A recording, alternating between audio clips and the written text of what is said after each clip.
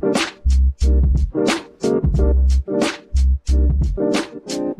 everybody.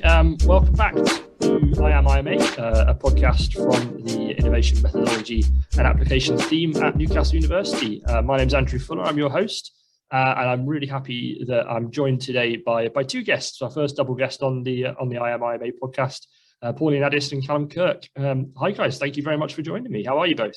Really well, thank you. Thank you so much for letting us gate crash, essentially. Yes, thank you. It's fun. No problem. So I'll briefly introduce you, but you're probably much more suited to introduce yourselves. But you both work in the faculty research impact officers. Is that right? Yes. We're Awesome. going to call ourselves impact officers, or impactors, as Andrew Henderson, engagement manager, calls us. We're always known as the impactors, which I really like, and I think it should be my new job title. I like the idea of impactors. I like having the other thought of, you're either a piece of machinery or you're just exercising impact on other people. But that's pretty much exactly our job descriptions. Yes. Yeah, basically, yeah. Excellent. Presumably you didn't start off as that. You both, I know you both have doctor in front of your name. So presumably there's some PhDs going on in the background. If we start with, I'm going to start with Pauline first. Could you, what's your background? What did you start off as before you got the impactor role? The impactor role. Are you sitting comfortably? And then I'll begin. I think that's every time you ask someone who's sort of in peripheral, sort of not an academic themselves, but every time you ask someone that question, you want to go and get a cup of tea, because it's usually quite a long and I'm hoping interesting story. So basically, I am an excitable horsey girl from Berkshire, because if you're posh and blonde and from Berkshire, you're basically given a pony when you're 8, which is in fact what happened. So I went and did a couple of degrees in equine science. And then after I finished my master's, had no idea what to do, and kind of fell into doing a PhD slightly, and absolutely loved it. So that's why I came to Newcastle, because you can tell by my accent, I'm not from around here. And so I very much enjoyed doing a PhD, but realised that primary research wasn't really for me. And although I spent 4 years chasing horses around fields, because I was looking at the way they move and how they're changed throughout their lives. So essentially I spent several years chasing horses around fields of various different ages. And I did a couple of things like Bright Club and Soapbox Science, and absolutely loved going to conferences. I was lucky enough to go to 5 conferences in South Africa and also Birmingham. So, a bit of a range. And it was, I realised that a very good supervisor of mine once said, most science gets done at the bar. And that was really true. It's very true, because what I really enjoyed was just talking to people about this kind of field of research, talking about science in general, going to public engagement events, and just that idea of, I'm going to use the word public engagement in its broadest sense. I just love the idea of talking to people in general, but talking to people about science, about that preconceptions, about this whole idea of, oh, these academics up in their ivory tower, and they do this research at us, and especially with all the COVID vaccines and that kind of thing coming out as, oh, I don't want to have it because it hasn't been well researched. Well, yes, it has. The actual mechanism, it has 20 years of research behind it. But I'm already going off on the tangents. But that idea of sort of, talking about it, that I fell in love with. It was just this idea of that, the sort of interface between science and the public. I was just like, this is where I want to be. So I did my PhD at what was then mechanical and systems engineering. So I got to amuse my inner engineer and wandered around the building with a large spanner, fixing horses. So that I finished 10 years ago now, in 2011. Towards the end of my PhD, I essentially ran out of money and went to go and find the head of school and said, I don't suppose you've got any, roles coming up, basically, so I can keep my horse in shoes. And he said, well, there's this thing coming up in a few years' time called the REF. And I was like, oh, what's that? Words that would come to haunt me. So this is a research excellence framework, on which more anon. And the last one, which we submitted to at the end of 2013, was the first time that research impact had ever been officially assessed. Again, on which more anon. And he basically said, we've got to write a series of case studies which show how the research we do has made an impact in the real world. Do you think that sounds like something you want to do? And I was practically already sat behind the desk going, pick me, pick me. So I wrote up 2 case studies in the field of prosthesis, so one on shoulder replacements and one on hip replacements, and basically showing that the research had made a difference one a hip prosthesis that didn't work and one a shoulder prosthesis that did, and what difference that made to patients and the spin-out companies, the money made, that kind of thing. And I thought that was great fun. And then I saw a job going at med school in about 2012 and applied for that, got that job, and then in 2014 got made permanent.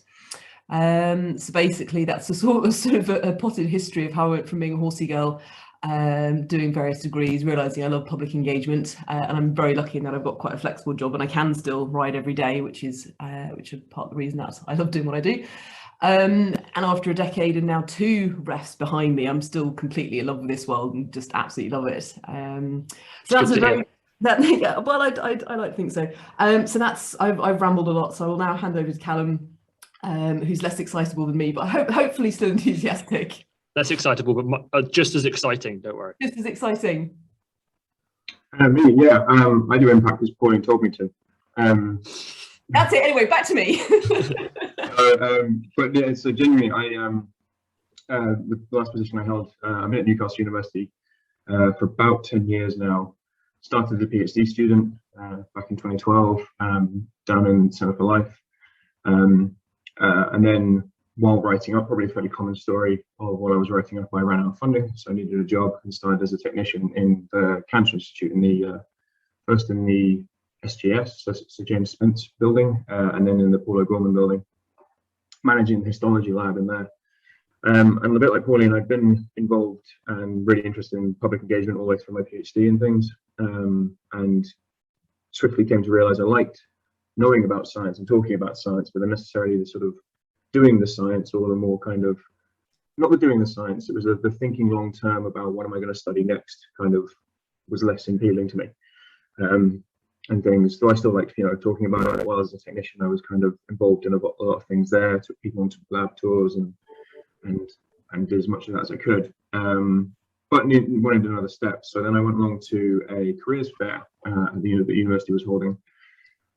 Did my due diligence, looked at the people who were speaking, who were like, the stalls that are laid out and where I wanted to go. And one of them was university impact, research impact. I was like, oh, what the hell's that?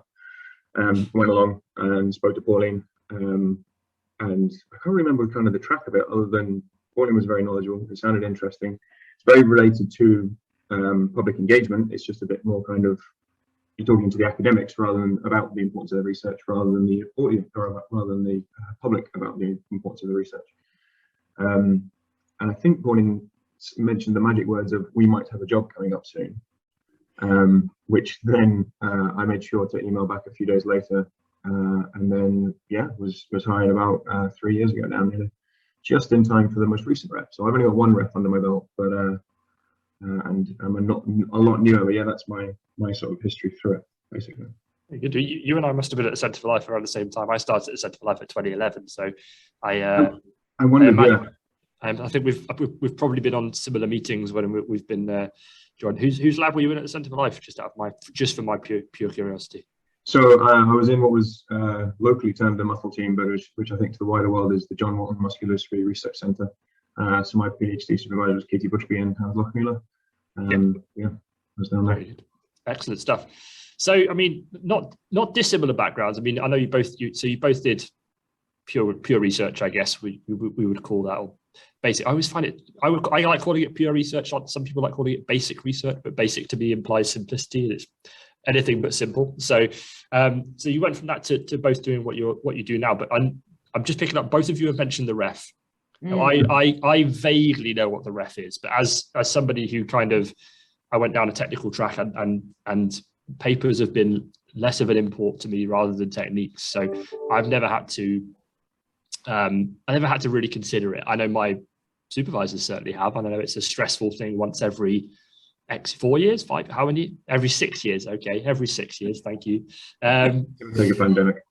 Yeah. So during our internet problems as well. I don't know how much we can talk about that publicly, but yes. Yeah, well, yeah, probably more public than it was certainly previously to that. Yes. So I mean, I'm going to ask a really basic question, so make me look like a bit of a fool. But if you could sum up at least what your involvement in the ref is, sure, and your interaction with the academics and how that fits into the framework of the ref, that would be wonderful. So briefly, we'll explain what it is. So Research Excellence Framework happens in 6 or 7 years, and I always liken it to an Ofsted inspection that happens across the UK. So it essentially distributes funding from BEIS, Business Innovation, the government department that looks after science essentially, and that goes through the UK research councils. So essentially the REF determines how much money we get to carry on doing research, and most of our funding does come from that umbrella, but there are a couple of sources that don't. And the REF is split into 3 parts. 65% is on outputs, so that's journal publications, and it can be things like a piece of art or a poem. And in fact, memorably for the 2014 REF, so the apocryphal story goes, there was one university that submitted a roundabout. So the assessors had to go and inspect this roundabout. I've never seen this in the flesh, but apparently that's something that happened. It's not that one in Hemel Hempstead that's got like one roundabout with like 20 little roundabouts. Yeah. It's not that. It wasn't that one, because I've driven around that. Minus 4 stars. So yes, there's outputs, which is mostly journal articles, which is scored on unclassified 1 to 4 star, 4 star being world leading. The second part is environment statement, 15%, and that does things like your infrastructure, your people, your strategy. So what the sort of surrounding world is that makes your research happen.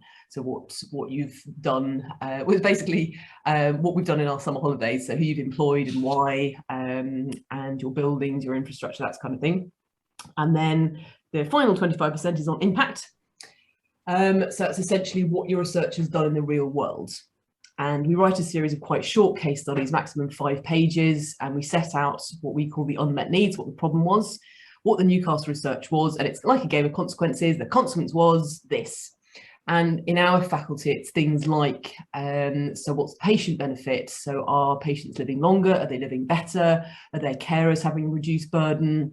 It's things like, are you saving the NHS money? If you've had a spin-out company, is that making money? Have you employed people?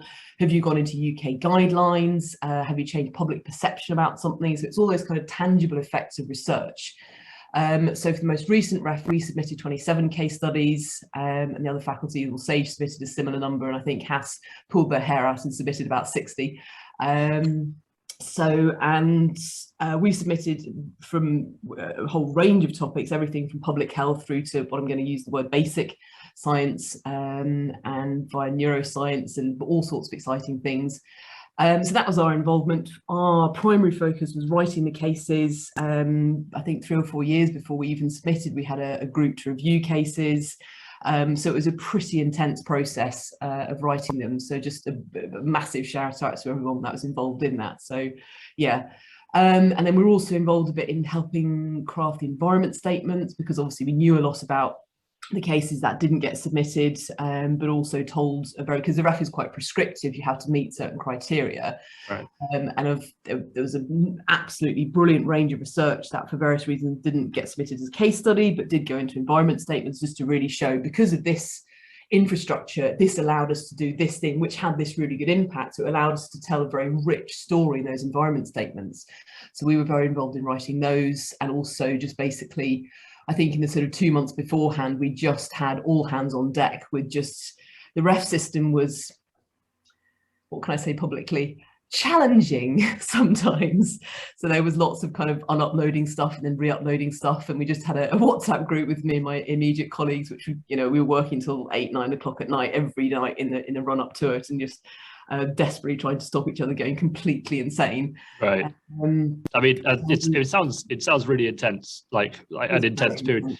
Just like in terms of like nitty gritty of it, like are you writing those case studies, or are you working like collaborating with academics? Do they provide you with all the information, or do you go and just interview them and then you write it? How does it work? A bit of both. I'm aware that I've talked a lot recently, so I'd like Calum to answer this question if that's okay, because otherwise I'll get really enthusiastic and not let him say anything. I actually really tried to stamp out enthusiasm on this podcast. Oh, right, okay, yeah, I'll just sarcasm, everybody. Oh, I've got to talk now. As Pauline said, well, it's a bit of both, really. I mean, I joined Pauline said, I joined kind of while the train was in motion. So Pauline already found a lot of the cases, and had the initial conversations with the PI. In terms of the actual, like, the case itself, because I'm always keen to say that the impact can be used for other things, because you're not sort of generating impact for the ref, you are generating impact, you then apply it to the ref. We do the bulk of the actual writing of the cases, sort of the actual like pen to paper or the typing of the keys. Sure. But it involves talking to the academics, interviewing them is probably a fairly formal term, but it is certainly, making sure that you kind of, as Pauline said, you're saying, right, what's the unmet need, kind of how big, what's the reach of your work, who are you actually trying to target with this research, how have you actually do you have any numbers of how they've changed, or how their experiences have changed, or whatever. In some cases, you often need to back up to back up the entire case, you need evidence. So you need numbers, you need sort of statements from other collaborating bodies. So Pauline said, if it's a spin-out company, or like, say, for example, there's a drug trial, and the key involvement of Newcastle has been running the drug trial, and sort of a company may have come, this was the case of a few of them, company would come to Newcastle because they knew that we've got really good sort of expertise in that particular area, and they say, we want you to run this drug trial. You then need a statement from the company saying basically that. Obviously, we could go to them for that and ask that, but the companies are a bit like, who are you? So often in cases it's asking the PI then to get that information. So it's a bit of a trade-off in terms of, or trade-off, bit of a sort of double act in terms of who's best positioned to get the evidence that you need to support the case, basically. But in a lot of cases, it's sort of us writing it and doing the legwork, and then just checking with the PI and being like, is this right? Does this sound right? Have I got the science right? In a lot of cases, because we've got PhDs, but I mean, I was doing genetics, a lot of the public health stuff's a bit sort of unusual for me, and Pauline did horses. So yeah, so anything. Play with horses. I looked at the biomechanics of tendons, I'll have you know. Sure, okay. I've been telling myself that for 10 years. My dad still thinks I just play with horses. I mean, it's just general and specific. Both are true. It's fine. Okay, so that's really interesting. So it's kind of yes, and you do both. You do some of the nitty-gritty writing, but you need academic and spin-out company and whoever involvement to get the evidence to support that. It was very much a two-way street. In fact, because the first ref, they kind of sprung impact on us, and in fact I only got involved about 2 years before submission, and it was all a bit serendipitous, and it was all a bit retrospective, so we had to kind of scramble around and gather such evidence as there was, and it was just like, oh, we happen to have influenced this NICE guideline, brilliant, let's go and take the quote from it. And it was just like, well, we didn't know we had to do that. It was just like, oh, I happen to have this impact. Whereas this time round, I'm going to use a word I hate, which is proactive. And it was much more, okay, we know in 3 years' time this NICE guide coming out, let's actively talk to the guideline development team and say, use our research. Yeah. We know that this company is about to launch this product. Let's say, can we have your sales figures, please? We'll keep them confidential. And they're like, okay. It totally happened like that. But it was much more actively getting evidence rather than just scrambling around for it. So it's easier in some ways this way around. And it was really that idea of, well, we're going to have impact. We want to maximize it for it. You do research because you want to have impact, and let's help you maximize that. But we know we're going to have it, and we can actively gather this evidence as well for all sorts of purposes. So it was slightly different this time round. I'm not quite sure where I'm going with this, but it was a point that it kind of leads me on to a bit of an interesting question on this, because the thing that kind of jumps off to me is how much of it is people coming to you and saying, I think my research has impact, or I think my spin-out company has an impact within the university that I want to highlight, and how much of it is reliant on you guys to go and find the research. And because if it's the latter, that must be really tough to try and figure out what everybody's doing at the university and how that relates to the ref, and how you can bend that to fit, or do they fit really nicely? How much of it, which that? Two immediate points to that question. I'll answer the second one first. The second one is, and I think this is the point I'm going to really try and make right now, is that impact isn't just for refmas. We are looking at it. Yes, the ref is a huge important thing, but it's not going to happen for another few years, and who knows what it'll look like next time around. I'm going to steal a phrase that our brilliant colleague Eve Cosgrave in SAGE uses, which is, actually, next time we might have some impact cases through the medium of interpretive dance. So who knows what we're going to look at next. So basically, you do research because you want to make a difference, and it's not just for the ref, it's for much broader purposes. It's for a whole different range of things. For example, at the moment, I'm helping the BRC with their renewal. We've got the Newcastle Health Innovation Partners who are writing some case studies. FMS Times always wants some stories to show the good work. We work quite closely with the Central University team who want some news articles. It's for rankings, it's a whole different range of things. So ref is important, but it's not the be all and end all. Sure. So yes, we do want some cases in our cupboard for next time round, but right now we're basically sticking our fingers in our ears and go la la la la la la la, no more ref right now. The second point, I've totally forgotten. You were asking how we get them. That was right. So yeah, who comes to who? Like, do you guys go and find people, or do people come and bang down your door and tell you how wonderful their research is? Probably about 50-50. So quite often we get emails in to say this has happened, or I've heard about this kind of thing. And I'm like, excellent, let's go talk about it. And we have a series of spies, impact champions, which we're setting up at the minute, who we did have one per institute, but obviously post restructure, we are now figuring out exactly how that's going to work. And we're still in the middle of setting it up. So it's not because it's secret, it's more just we haven't decided how best to do it yet, but we're probably going to go at a theme level. I was going to say, is that something that is going to be on a theme basis? Because I can see that. Probably. I can see that like an impact champion per theme, or like a couple per theme would be a really easy way, a good way to do it. So if anyone's listening to the podcast and wants to be involved, please let us know, because I've been looking at, I was actually doing the impact champion stuff this morning, and we do have, because we've had a small group for a while, as Pauline says, but since the restructure, we've got a lot more themes, and we cover about a third, I think. So we've certainly got, and we certainly don't have anyone from the I Am IMA yet. So awesome. That's a little plug out the way. No, definitely. That's a huge point to make, because if it's like, you've got to link everybody up. If you can't link everybody up, if you've not got somebody championing the work that they're doing or that people in their theme are doing, then there's a kind of a drive that we're trying to push at the moment, is if you're not going to toot your own horn, no one's going to necessarily come along and blow it for you. So, if even, I'm not saying, really trying not to say the just a technician phrase, but if you are a technician or a research assistant, like if you think you're just there to run Western blots in a lab and not do anything else, that's absolutely not true. You can flag up your group's impact and have a massive role in that. So yeah, I think that's a really good point to make. I don't know if it's just because I was a technician, but I'm always quite keen to get a technician as an impact champion, because I do think that we are. Technically, I'm actually still on secondment as a technician, so I suppose that's true. But yeah, I think technicians are very well placed to know a lot of what's going on. Certainly when I was working as one, and obviously it would depend on the contract and sort of the nature of the work and things. But I think technicians that are placed in sort of core facilities and things will know, that they are doing work on lots of different projects. It's always the same kind of work, but it's, they're seeing the projects and they can they have a very broad overview, which is what we need in terms of impact champions. We need sort of, as Pauline suggests, we need spies in as many places in the faculty as we can. And yeah, I think technicians are well placed, and yeah, I'm certainly. The impact champions group is not kind of selective. It's just whoever is best suited to tell us about what's going on. It sounds like a really good idea. Actually, I think I like that. I think I think it's. I know you guys are scheduled to talk to give a presentation at the seminar. You're next week. I think you're next week. Yeah. So I think you'll give it a presentation at the IMA seminar next week. We had one this next Wednesday, I believe.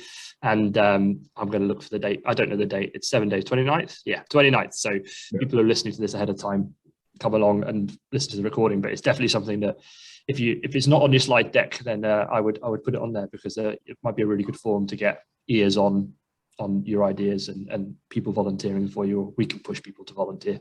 That's always a good fun thing to do.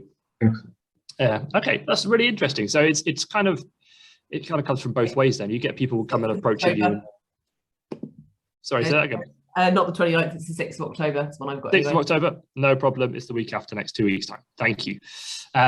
Yeah, so it kind of comes from both ways. So you get people beating down your door and saying, my work's wonderful, you should feature me. And there's also an element of spying and people saying, this person's doing good work, you should focus on them as well. So it kind of comes from both sides. Okay, that's really cool.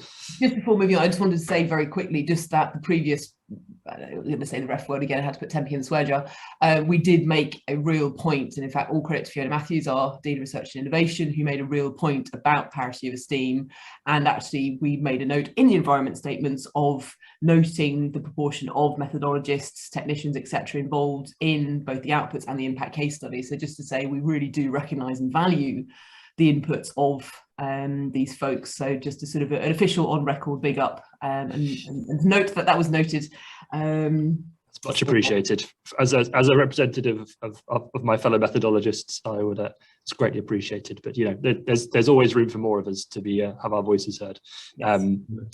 So I wanted to kind of step slightly to one side, because one of the other things that you both mentioned in the course of this conversation is public engagement, and it's kind of maybe it's my fault for maybe not understanding exactly what your guys' role was prior to talking to you, but there is a big element of public engagement in what you do. And I think Pauline, you mentioned earlier that it's kind of like the other side. It's like the university side of public engagement, like engaging with the academics to kind of get, rather than engaging with the public directly.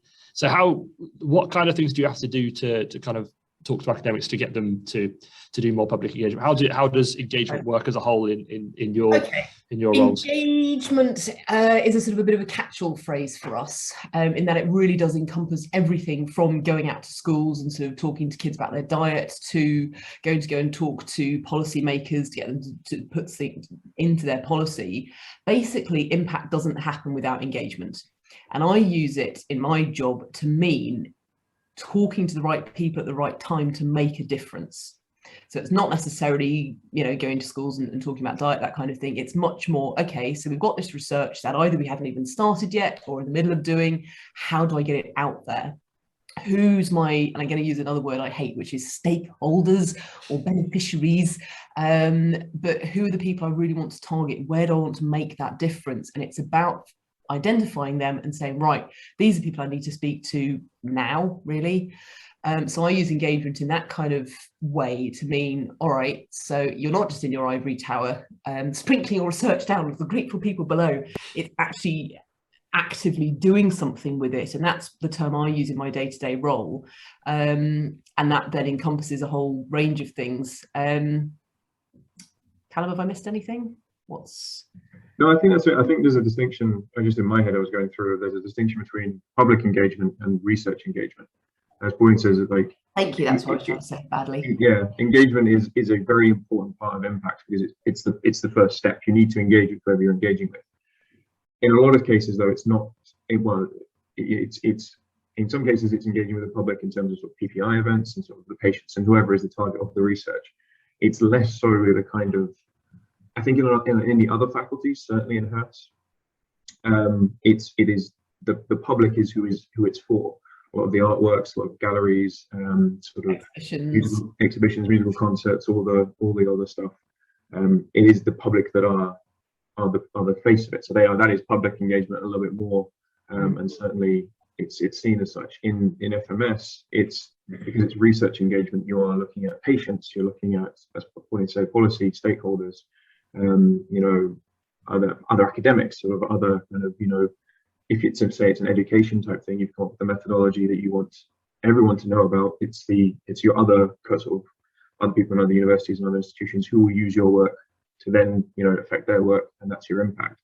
So it's that nuance between engagement, like impact, is a very big word and it covers a lot of things. So yeah, it's vital. It's really important. But as Pauline says, it's kind of when we say it, we mean engaging with the people that you want to affect and impact on, I guess. Stakeholders. This is why we work really well together, because I get really enthusiastic and then lose the entire thread of what I'm talking about, and Calum will calmly come along and be like, no, Pauline, this is what you meant, so thanks. It works well. It's working very well for this. I do appreciate it. Really does, yeah. Calum's been saving my ass for about 3 years, so No problem. It's drinking wine? I think it might be wine. It's Ribena, it's just in a beer glass. Okay. Very nice. It's like fair play to you for 3 o'clock on a Wednesday afternoon. I'm just makes you more relaxed for being interviewed. This works fine for me. So I guess my next kind of thought on it would, because to me, when I say engagement, so you both explained very nicely what you mean by engagement, and it means something different maybe to you in a much broader sense than what I use it to mean. Because to me, I would never consider engagement engaging other researchers. I wouldn't necessarily think of going to a conference and giving a talk as part of the engagement. Certainly it would be part of the impact of my research, or if I was doing research, the impact of my methodology. But I wouldn't necessarily class it as engagement, but it absolutely is in the broader sense of the term. Yes. That is part of the impact, and part of the impact, as you've so nicely said, is engaging with those people that you want to be, have an impact on, I guess. But in terms of like, what I wanted to get more of an information from is there scope to increase the amount of public engagement from researchers in the FMS? And if we did increase that amount of public engagement by researchers in the FMS, would that have a benefit on the impact for you guys? Are you trying to encourage PIs to go and talk to the public more? Or are you, and if you are trying to encourage them to do it, what kind of things are you trying to get them to do? It's a really, really valid point. And my initial reaction is just a kind of a slightly badly thought out yes. Because you're going to now ask me for details, and that's when my brain goes over to Calum. I mean, I'm always a fan of encouraging researchers to speak to the public, and I think most of ours are pretty good at it. And I just think that always is a good way to do, because at the end of the day, the research that they do is publicly funded. It's all from taxpayers' money. So, I think transparency is such an important thing. And being able to communicate it, it's a very fine line between baffling someone and patronising them, and to be able to pitch it to school kids, to maybe someone who knows a bit more about it. It's a really difficult thing to do, to communicate something well. So yes, I'm always up for seeing researchers going out and speaking to the public more. I think that's a really good thing. And now, of course, everyone knows about Zoom. Everyone's happy online. So even kind of giving, this kind of thing, podcasts and sort of sessions that people can dip in and out of is so much easier these days when everyone can do Zoom at the click of a button. So I'd love to see that kind of thing happen more. That's my sort of fairly broad brushstrokes. Yes, go do it. And then you're going to ask me how, and I'm going to be absolutely no idea. I mean, we don't have to get into the how. I think, is it fair to say that if you are going to go and do, if it's something that inspires you to do it, I mean, both of you have said you've got a passion for public engagement, and that kind of got you to where you are now. Yeah. But is it fair to say that if academics or PhD students or technicians or anybody who's doing research in engagement, come and speak to the engagement team, but also I always think it's something to bear in mind that getting feedback on the public engagement that you do is almost as important as going to do the engagement itself. It's all very well and good going to speaking to a school or university or a group of A-level students. If they don't tell you that you've done a good job, or they don't tell you what you did well and what you didn't do well, it's very difficult to then feed that back into you guys and say, guys, I did a really good thing. Like I think we should encourage more people to do this. I think it's going to have a good impact on the work that we do in our things. Is that fair to say? You need feedback from other people, and that's probably the first step towards knowing that you've had impact. So engagement, although essential to impact, is not impact. So we would count impact as if, for example, you've gone into university, or in fact, I did quite a bit of STEM ambassadoring where I went off into schools, and especially because I'm a real advocate for getting more girls into STEM. Because at one point I was a third of the female postgrads in mechanical engineering building. So it's that idea of, okay, so you went into schools with a specific agenda. 2 years later, were there more girls in STEM, for example? And that's the evidence, and that then makes impact. That's much more difficult to do. But yes, feedback, hugely important. To have even just a kind of a quick and dirty survey on the day of, before this thing, my confidence level was 1 to 7. Afterwards, my confidence level was 1 to 7. And that's sort of a very, very basic way of capturing the evidence of the impact on the day. And then you can have it as complicated as looking at, university admission figures or, so yes, feedback is essential. To really count as good impact, you really need to think quite carefully about how you capture the evidence of that public engagement. And that's when our brilliant FMS engagement team can come in. We've already spoken to we spoke to the engagement team on this podcast. It was Charlie, it was a really good chat with Charlie, and it's like I'm desperate to try and you guys are so enthusiastic, and Charlie is as well, and the more people that can talk to you it would kind of it would get I feel like it would get that kind of that second year 2.5 year blues that PhD students get when it's like, God, I can't believe I'm still doing the same experiments. Why am I still doing it? I've lost focus Still on chasing the same horses around the same field. Yeah, and for why? I think thinking, because I've actually I gave a talk along with some other colleagues from the other two faculties at the Northeast Postgrad Conference 2019, it must have been, before the pandemic, and we went and spoke to them about impact and things, and I think thinking about impact and engagement and sort of getting them, because we speak more to sort of PIs and sort of more established ECRs as sort of the earliest we get, but I think there is definitely a place for PhD students to be thinking about it, because as you say, they're in the lab, they're stuck focused on their little. If there are any PhD students listening, if your PI feels like you're stuck in the lab, don't worry, your PI will let you out eventually. Keep pulling at the window. Yeah, but they're working in their particular field. They're working on really hard on getting that one experiment right that's going to give them all their data. And I think coming along, thinking about impact and engagement in sort of tandem, thinking about, well, if I talk to someone else about this work and then sort of think about the impact that's going to have on them or whatever, it gets them to think about or reevaluate their work in the wider sphere of where it actually sits. It's not just then that one experiment that hasn't worked for months. It's part of this bigger question, and if we answer this question, then it's going to answer this bit of the whole field, and it widens it all up, and it is a bit more motivating, I would like to think. Yes. Very good point. Motivation is the word I was seeking for. Thank you for that. Yeah, definitely. So that would be kind of that's what I would say on its own, especially for PhD students. How to solve why am I doing this? Well, actually, you could be having this impact and this effect, and even on sort of PhD level work, let's get it published, let's get it out there, do something with it. You've got an extra goal and an extra motivation to get on with it.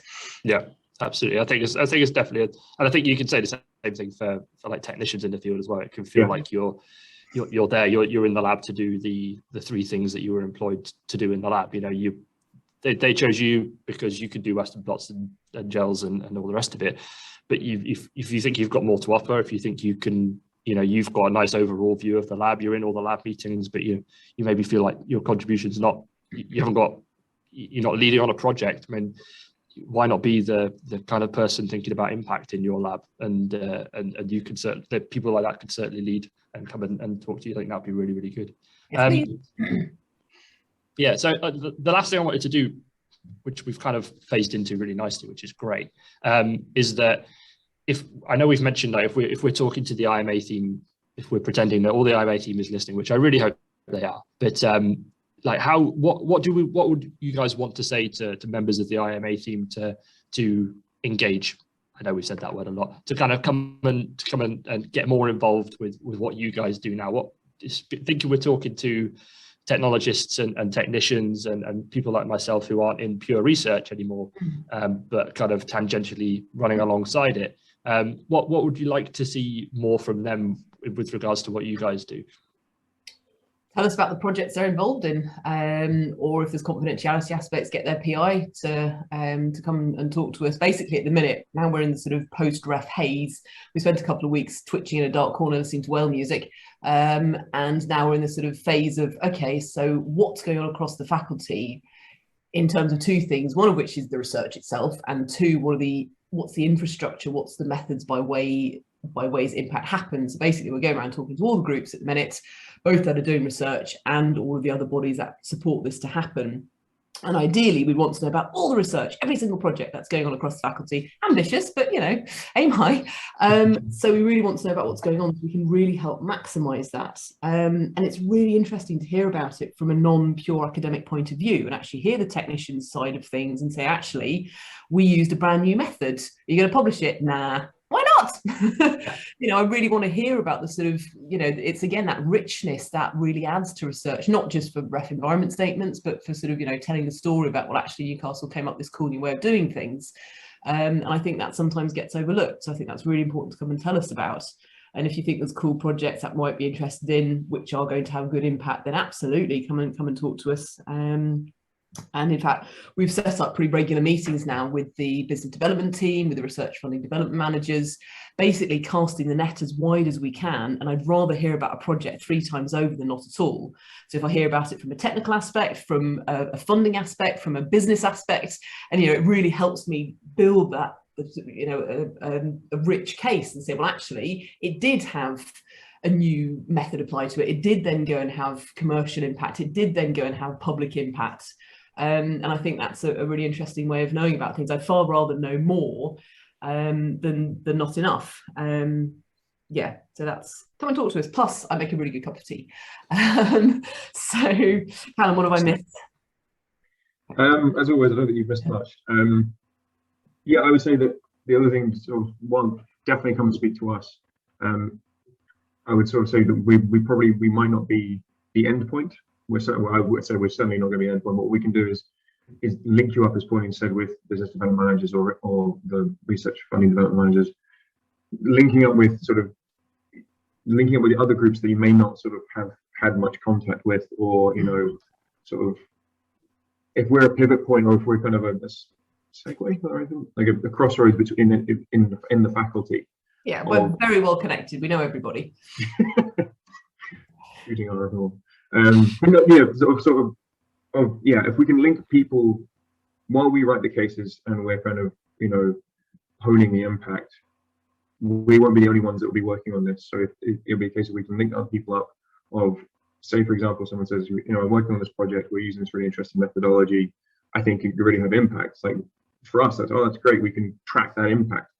But if it's a case of the impact will only occur if, say, you linked up with the clinical research team, or clinical trials team, or sort of PPI involvement, will then link with those other groups that are then going to set up, and they can actually generate the impact.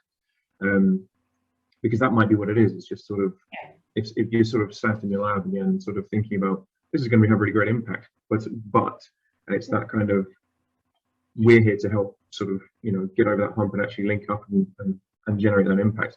And that's what we're trying to do. Talk about the KEF. Talk about the KEF. Yeah.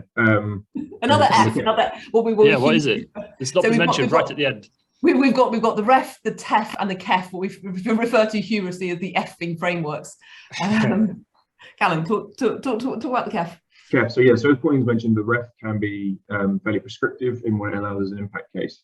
I've been dropping in a few conversations about KEF, which is the knowledge exchange framework, which is the first one was held last year, I think.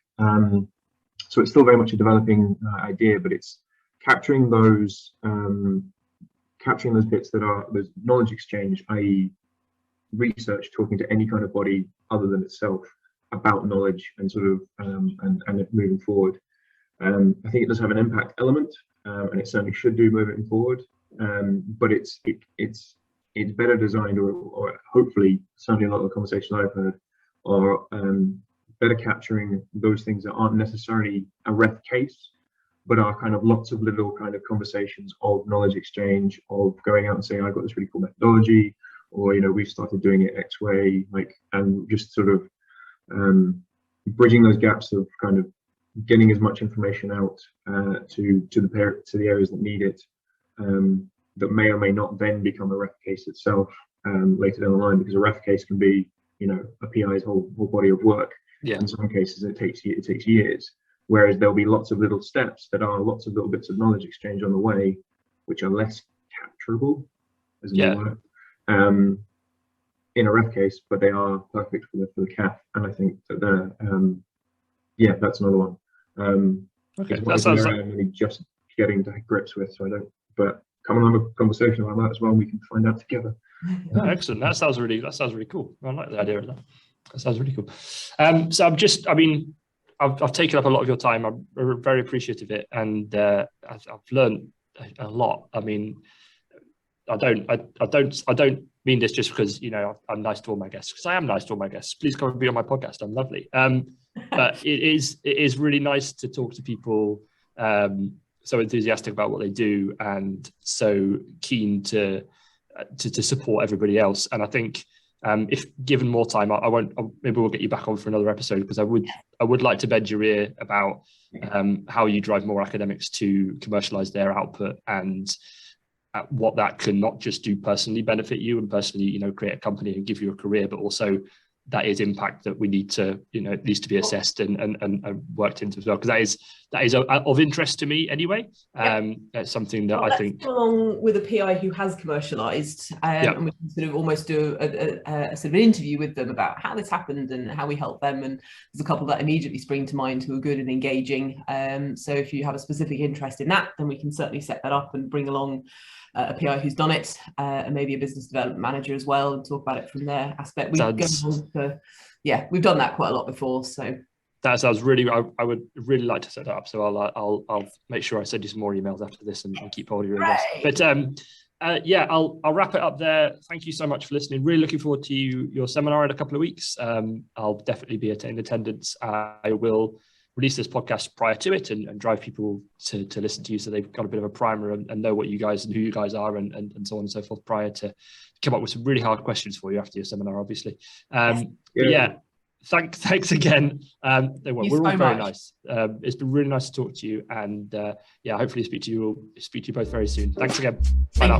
Cheers, bye. Bye.